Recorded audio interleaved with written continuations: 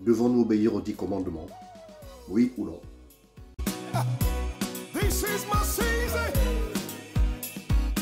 Bonjour à tous et bienvenue dans ce nouvel épisode de la Minute de l'Évangile. C'est toujours un plaisir de faire ces petites vidéos pour édifier le corps de Christ.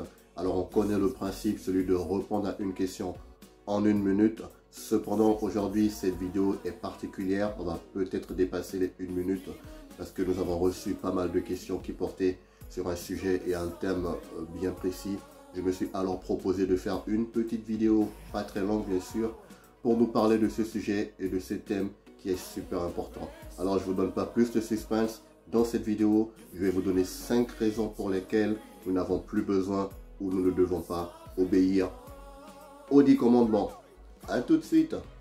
Tu l'as certainement bien compris, sur la Minute de l'Évangile, nous parlons beaucoup de la grâce parce que nous sommes convaincus que nous sommes le produit et le fruit de la grâce sous la nouvelle alliance.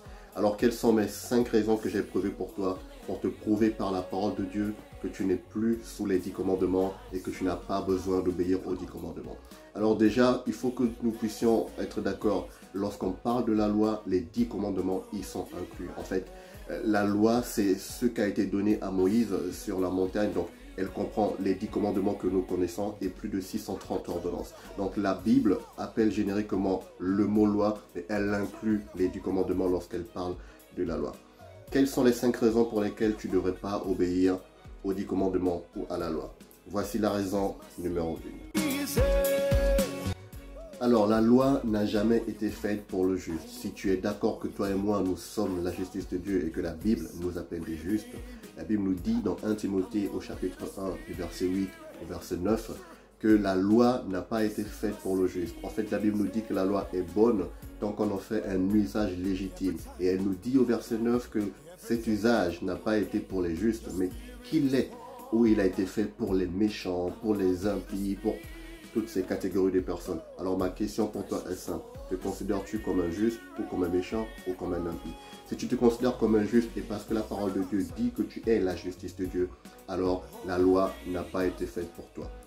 Raison numéro 2, pourquoi tu ne devrais pas obéir aux 10 commandements. Alors la raison numéro 2, c'est simplement parce que qui décide de vivre et d'obéir à la loi ne doit pas obéir à un seul commandement, mais à tous les commandements. N'oublie pas, je t'ai dit à l'introduction de cette vidéo que la loi composait les 10 commandements que nous connaissons de Moïse, ainsi que plus de 630 ordonnances. Est-ce que tu penses que tu es capable d'obéir à tous les commandements sans en abuser d'un seul?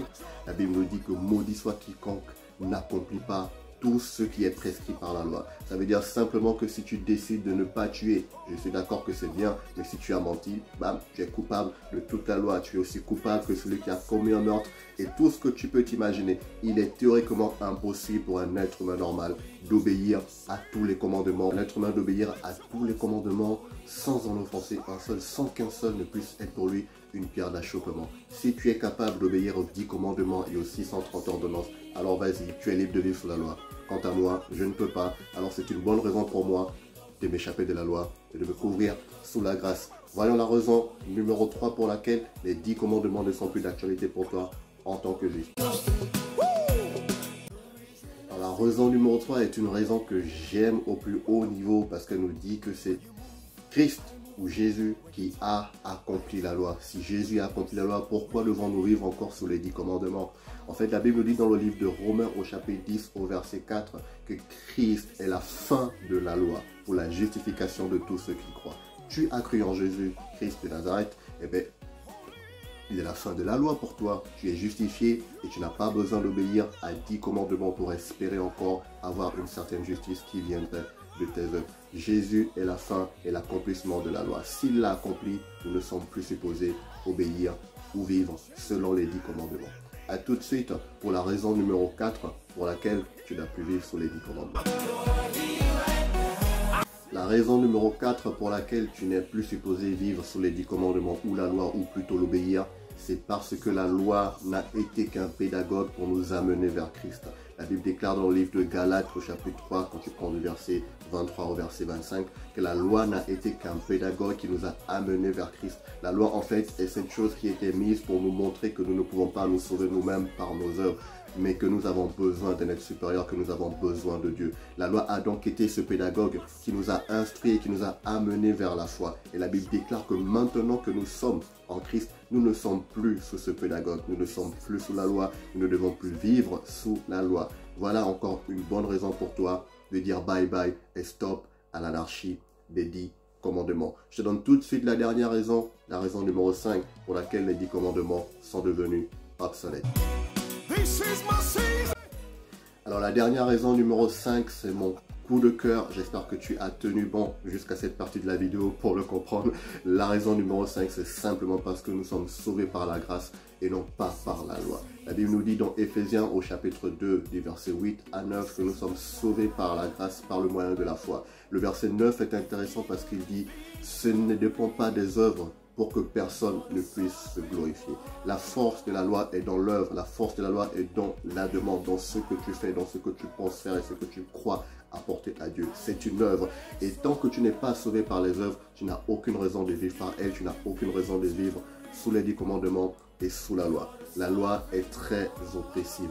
Alors avant de conclure cette vidéo, j'aimerais te dire ceci, c'est que la loi demande et la grâce donne. Alors qu'est-ce que tu choisis de faire? D'être tout le temps celui qui est oppressé par la demande ou d'être celui qui tout le temps reçoit de la part de Dieu, et ce gratuitement.